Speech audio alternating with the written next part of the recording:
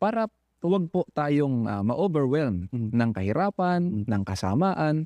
Ano po kaya ang ipinapayo ng Biblia? Palibhasa yung mga bagay pong yan kasi ay hindi naman po natin maiiwasan.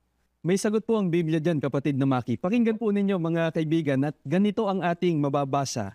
Dapat kayong manatiling matibay na nakikipaglaban sa kanyang mga tentasyon at manatiling matatag at walang pagbabago tungkol sa bawat pagtuturo ng pananampalataya. Alalahanin ninyo na ang inyong mga kapatid na Kristiyano sa buong daigdig ay nakararanas ng gayong uri ng pagtitiis tulad ng sa inyo.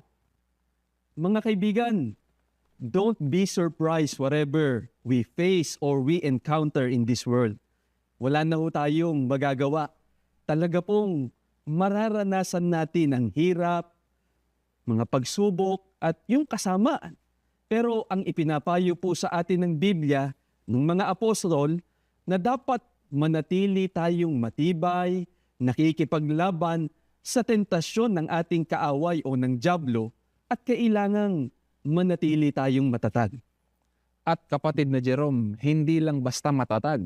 Dapat ay matiisin din po tayo, hindi po ba? Yun.